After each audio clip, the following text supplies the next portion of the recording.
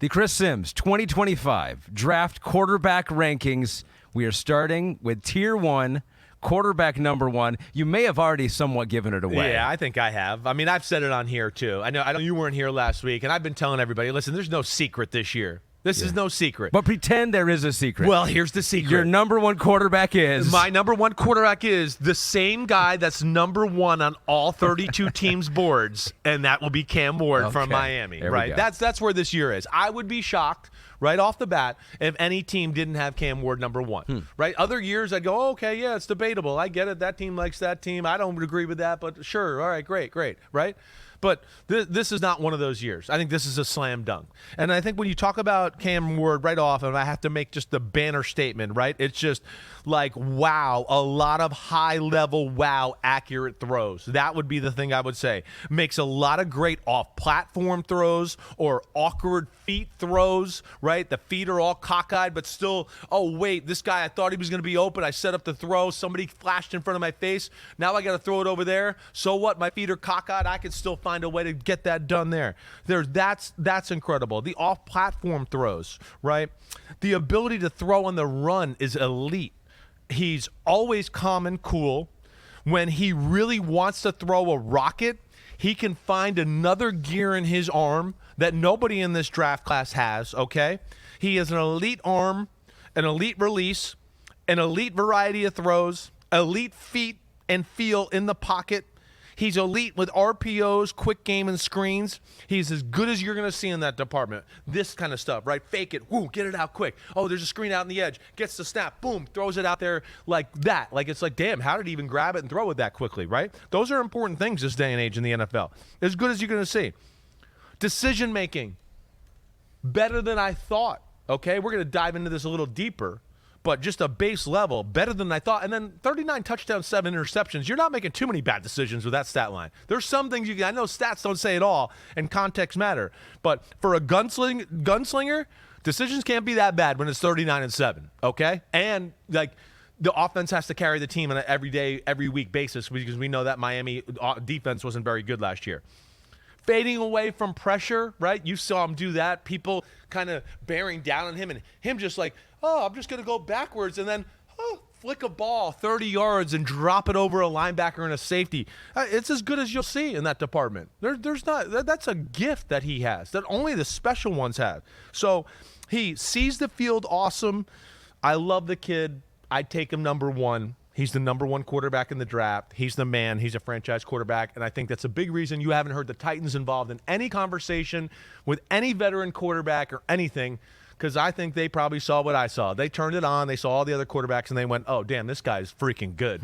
We're going to take him at number 1. And that's the end of that story. So you think the Titans are going to take Cam Ward? I think so. I think he's too good to pass up. I wouldn't pass him up. And you know what's on top of that? You want to read the name I put on top of this? And I'm not going to take total credit here, right? I don't always write people he reminds me of. Yeah. And there's a little bit of this just because of the way he's so strong in the pocket. But what's that name right there? Can you read that name? Steve McNair. Exactly. Where did he play? Tennessee Titans. Exactly right. There's a little of that. And I'll give my dad credit there. My dad was the one who was kind of, you got some McNair in him. And he does with the way he can hang in the pocket, break arm tackles, make people miss. His throwing motion's a little different, but he's still a big, strong guy who can make power throws down the football field, who looks to throw in the pocket, but when nothing's there, can get outside the pocket and make something happen, which we talk about as such a valuable thing right now in the NFL. 6'2", 220. Yep. He turns 23 in May, so on the older side, but I think we've gone past that. We've gotten that, as a right? culture. Right. Yeah, with Bo Nix and Michael Penix Right. and what they've done last year. In his senior year in high school, he played in the wing T offense. Same offense as Ahmed Fareed. I know. Well, damn, he knew that's where greatness was born. Yeah, exactly. Was at Washington State and then goes over to Miami and really turns it around. Like you mentioned, 39 passing touchdowns, led all of football. 3 touchdowns in the first half of his bowl game, and then he came out after that. That caused a little bit of a controversy and hubbub, but he ended with 158 passing touchdowns, the most in FBS and FCS ever. And I think that's another part of it too. You hear people talk about his character. He's brash. He's super competitive. Yes. He's a leader. And he, not single-handedly because no one person can do that, but he had a huge part in making Miami the best they have been in a long, long time. Like, yes. I mean, totally. I mean, he's the reason Miami was in the college football playoff conversation the whole year. Yeah. He was like can't miss TV on a weekly basis. He was from the get-go, even though if you go back and watch Washington State, and again, it might have been a little more raw there, okay? It was still damn good, but still a reason where guys like Nick Saban were coming on College Game Day going, hey, Cam Ward can win the Heisman this year, now, like before the season started, because damn, you saw the talent, no doubt. So there he finally gets with the team, and it's a good system and a support group around him, and he gets to show what he can really do on a football field.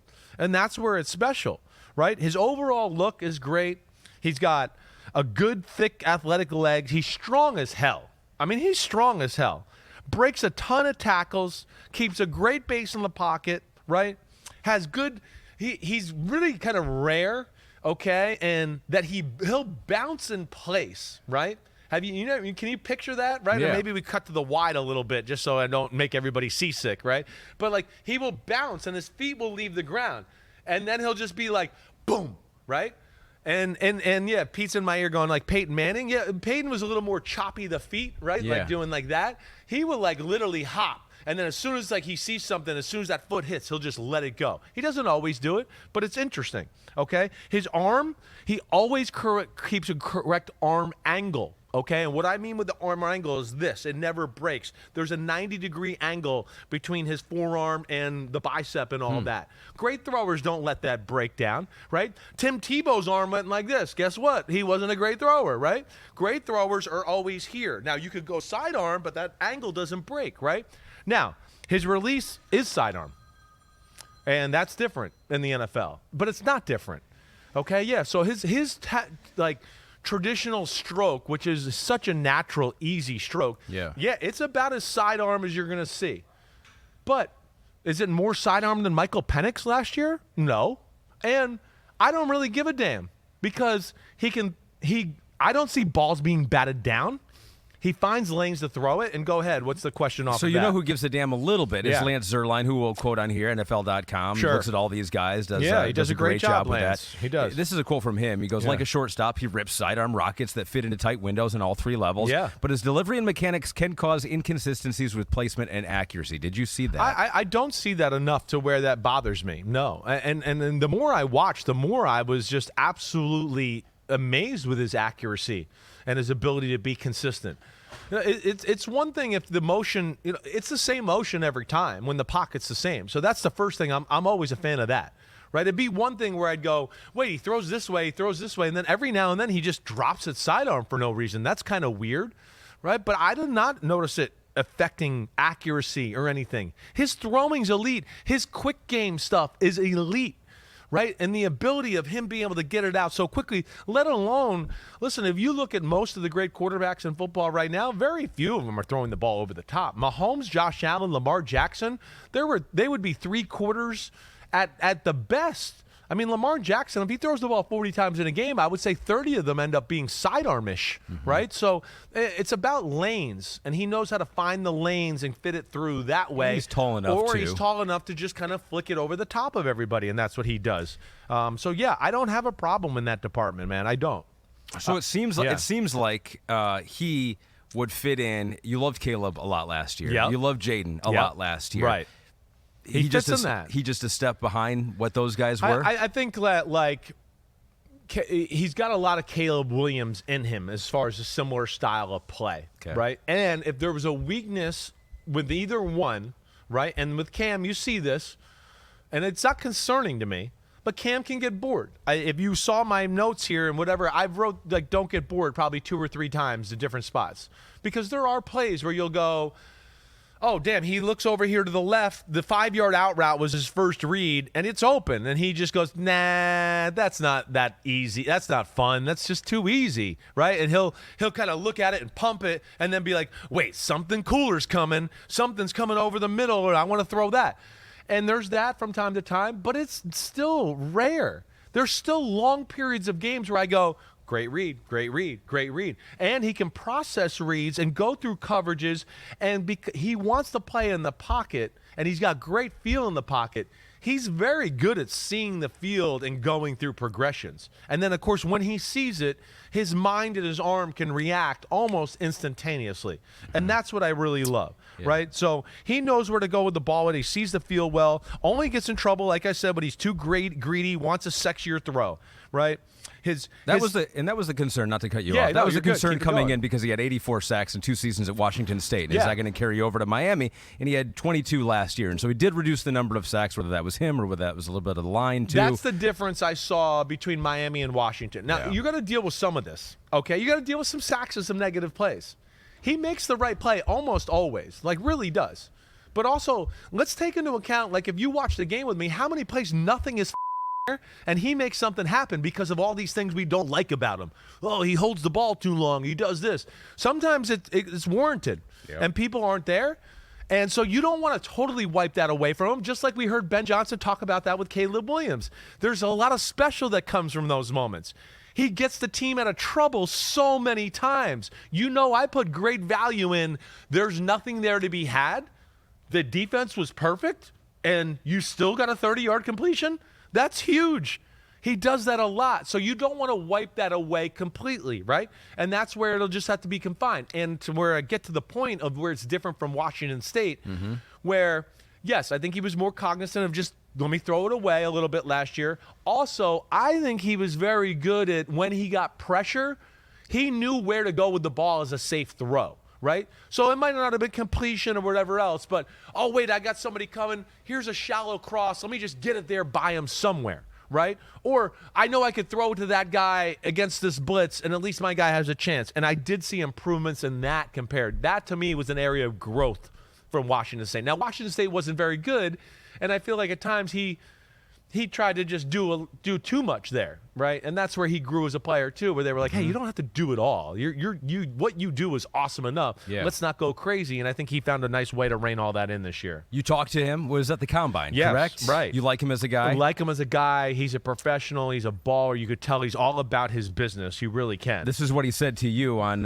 where he's going to be taken in the draft or what he thinks about that. He goes, "The pick doesn't mean anything. First round, 7th round, the only difference is the signing bonus. At the end of the day, you have to prove yourself every time you step out of the field." And he comes across as a guy who means that. He's not just trying to say the right thing. It's just like, this guy's a dog. This wasn't easy for him to get here. Like, he wasn't given the red carpet like he was the #1 recruit in the country. No. I'm Arch Manning. Roll out the red carpet. Give me $5 million a year. I'm the man. We know that, right? I'm not trying to make fun of Arch Manning. I'm just saying he didn't come from that. So he's not taking anything for granted. 2 years at Incarnate Word before Washington State. Exactly. Like, what the hell is that? I've never even heard of that, and I'm obsessed with football. They incarnate words into your life, I guess. I don't know what they do. Right. But, yes, so he's got that type of attitude.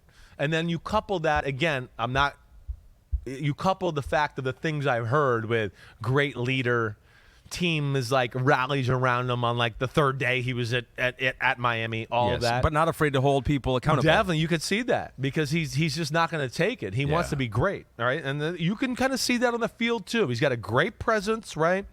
I told you he wants to stay in the pocket.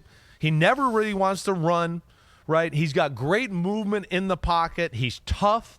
He doesn't stare at the rush. Again, I love that about him. He really doesn't. I mean, one of his flaws is he might be too patient in the pocket, right? There's times where I'm like, dude, it's collapsing. Get out. But he just hangs in there and tries to find a way and throws a sidearm ball or whatever else, right? But he's very impressive that way. I don't know if there's anything else more that I'm missing. It seems like it. But he rarely misses a throw. And like I told you, I thought he's pinpoint in the quick game, right? He has great touch and feel as a thrower.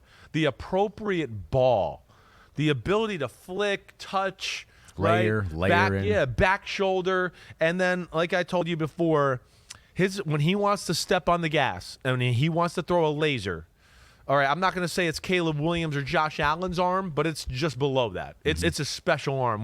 When he does it, you go, whoa, he threw a freaking rocket right there. Best arm in the draft? Yes, I don't think there's any doubt. It's the best arm in the draft. I know every now and then we have a guy that maybe is down the line, like you go, oh, he can't really play quarterback, but he's got a powerful arm or whatever. There might be a guy down the road that we talk about here later on, Okay. but I still think he's got the best arm in the draft, no question. So you already said it. You think he's too good for the Titans to pass up. When Yes. you're a team that's looking for that franchise quarterback, you never know when you're going to be in this spot again and be able to get a guy like this. They got to take him. Okay, say they do that and they take him number 1. That's easy. They could also, if they're dead set on not doing that, it does open up the possibility that other teams would trade up for this spot. Yes. Because I think that was part of the concern coming in, is there really anyone that anyone's going to fall in love with to the point where they are going to trade up to that number 1 pick? And you believe that they could. The Titans have some options here. I think potentially. they have options. I think the fact that he is so number 1 and definitely a gap between the rest of the group, that I think that's going to add to the value of trading up to that pick, right? And the fact that we're starting to hear things like, again, nothing about Tennessee even entertaining any of this stuff, and hearing little inklings up here that, like, the Giants' pursuit of the number 1 pick sounds like it's kind of fizzles out and dead. Those are little things that I would connect the dots through the tea leaves and stuff, go, they've called down there, right? The Titans have watched Cam Ward, and they've done, he's freaking awesome. And, yeah, you want to get up here, it's going to take a treasure chest to make that move. And I think that's why we've kind of heard crickets on that front as of right now. And I think we will continue to hear crickets, because I think, first off, it could be Callahan's last year on the job. What's he going to do now? Who's going to be the quarterback now? I mean, you're gonna trade for Kirk Cousins, and ruin your team and maybe lose some assets. And I don't, is that what you're gonna do? Aaron Rodgers doesn't want to go there. You're gonna put all your eggs in the Russell Wilson basket for your last year of your career, maybe? No, I don't think so. I think that's more and more every day we go by. It looks like Cam Ward, Tennessee Titans, in a tier by himself. Yes, is sir. that correct? That is a tier by himself. Tier There's 1 no question. open, tier 1 closed. So we're going to take a commercial break, and we're going to open up tier number 2. Do we have some surprises in this tier? We're going to answer that question when we come back. Thanks for watching Chris Simms Unbuttoned. Hey, just because the season's over, it doesn't mean we're over. We ain't going anywhere. The NFL never dies. We're staying right here. Hit subscribe. We got every NFL move. We'll react to that. Plus, Chris has got 4,719 draft prospect profiles to do. Thanks again for watching. Subscribe. You know where to find us. Peace out, homies.